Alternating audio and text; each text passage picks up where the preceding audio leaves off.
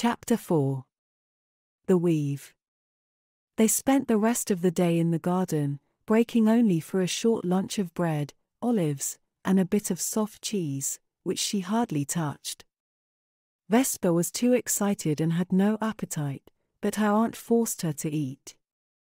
"What we are doing is difficult on your body," Magda said, speaking through a mouthful of bread. "If you do not eat, you are likely to fall flat on your face from exhaustion by the time you finally find some measure of control." "I don't understand how I was able to do it this morning without trying, and now I can't do anything," said Vesper, ripping apart a piece of bread. They sat facing one another beneath the shade of a baobab tree that had been here long before there was a village, and would probably be here after they were long gone. The baobab was strange-looking, to say the least, with a trunk that was wider than 10 men standing with their arms linked together. It was told in stories that before people were able to build houses, entire families would settle in the still-living trunk of these majestic trees. It was even said among the Romans that the wood was so strong that Jupiter had trapped a Titan in one. "If you are finished murdering that piece of bread, we can continue," said her aunt, dusting a few loose crumbs from her skirts before turning her attention back to Vesper. "You must concentrate, put everything from your mind, and focus on the lily, its color, its contours, its delicate petals. Drink in its smell, let it become a part of you. Once you do that, you will begin to see the fine threads of power that hold it together, bind it to reality." Pushing away what was left of her half-eaten meal, Vesper drew in a few deep breaths to calm herself, staring hard at the tiny flower. She did as she was told, emptying her mind and not letting it wander. They sat in silence, losing all track of time until her bottom was numb, but the longer she stared, the more ridiculous she felt. "This is stupid. You can't possibly do this every time you want to whisk yourself away or do some other fantastic thing," she blurted out, throwing her hands up frustration. "It would be faster to just walk. As you learn, it will come faster, so much so that you won't think about it, like breathing. It didn't feel like this last time. I didn't have to concentrate. I just did it. That was an accident, a freak occurrence that almost never happens. But when I threw Aurelia, it was the same thing," she said, thinking back to the awful moment when she had hurled her friend away in a bout of anger. "I mean, every time I've enough," commanded her aunt, pressing her lips together. "This is the way, there is no other. Now stop trying to anger me and do as you are told. We must finish this before the sun goes down or we will have to start this all over again tomorrow." "Why?" demanded Vesper. "From the moment you first touch your power, you open yourself to dangers you cannot imagine, and it is taking all my strength to keep you safe. There are also things that I can only teach you when the stars are in the sky, things you must learn before too much time passes. Do you understand?" "Not really." Magda shook her head, letting out a slow breath as she continued. "Well then, if you do not understand, you just have to take my word for it and do as I say without question. Now, concentrate," she said in a tone that meant the conversation was over. Vesper swallowed her anger, twisting her lips into a polite smile. "I will do my best." Bowing her head, she closed her eyes and ignored the world, blocking out the sound of insects buzzing in the garden, pushing away the ever-present chirps of birds up in the baobab's towering branches, focusing only on her breathing. She spent the rest of the afternoon feeling like she was beating her head against a wall. No matter how calm she was or how much she managed to block out her emotions, she couldn't see the threads of power holding the flower together. It just looked like a flower wilting in the afternoon heat. "What do I do if I get this right?" asked Vesper, wiping beads of sweat from her brow. "What do I do with the lily's energy?" "Nothing," replied her aunt, turning her lips down. It is a test of perspective so that you may change the way you see the world. Nodding, Vesper tried again, but the deeper she delved, the harder she focused, the more she was sure that her aunt was wrong.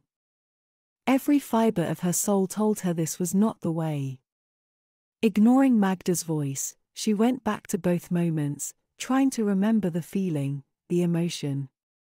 She had been hurt and angry at Aurelia's words and wanted nothing more than to make her stop talking.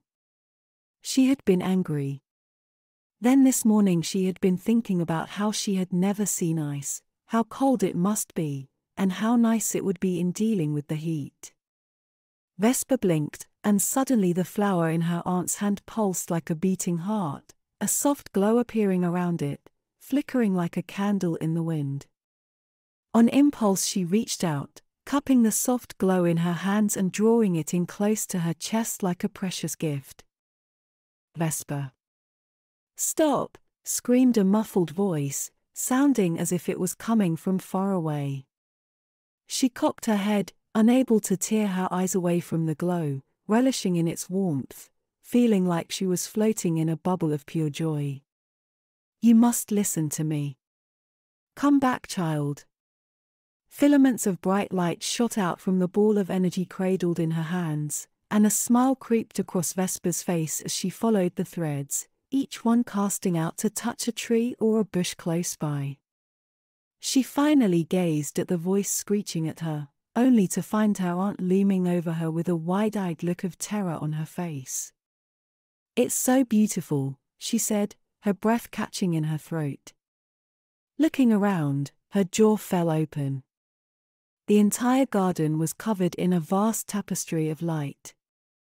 Hundreds, thousands of glowing threads woven together, all connected as far as she could see. Not knowing how, she pulled at the single thread that connected the tiny lily to the others, and she nearly fell from the surge of adrenaline that pulsed through her body. In front of her, Magda reached out to touch her, and Vesper had the urge to run, to get away, to be somewhere safe. And then, at the speed of thought, she was gone. In a rush of color, the garden, her aunt. All of it vanished and she found herself high in the great tree, a thick filament of light vibrating in front of her eyes. She smiled with glee when she understood that this was her aunt's trick, how she traveled from place to place, riding the connection between the plants in the garden and the great tree. Howling with joy, Vesper grasped the filaments, jumping from branch to branch without moving, from the exposed roots to the highest point she could never reach by climbing, riding the paths of light that connected them all, hardly able to contain her laughter. From the top of the great tree she saw more connections spreading out beyond their village, an infinite number of glowing paths that vanished over the horizon. Curious, she touched one, relishing in the rush of movement that sent tingles down her spine. Her village, the only place in the world she had ever known, vanished, and she found herself on a high cliff beside a small pool of blue-green water. This strange place overlooked a sea of golden sand as far as the eye could see, and the sun beating down on her like a hammer. Wanting to be away from the heat, Vesper touched another and jumped again. This time she was lost in a sea of cool green with soft brown earth under her feet, a canopy of trees and plants towering overhead and blocking out the sun.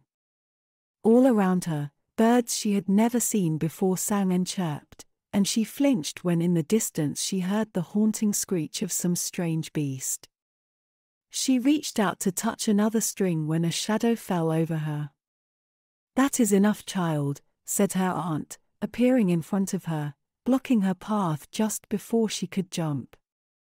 "Time to stop this madness." Vesper opened her mouth to protest when the world shifted again and she found herself back in the garden where they had started. Magda made a swift cutting motion and the bright tapestry of the weave vanished, leaving Vesper staring at a world that was dull and faded by comparison. With a gasp she fell to the ground face first, drenched in sweat, and her limbs trembling like she had just run the entire length of the village.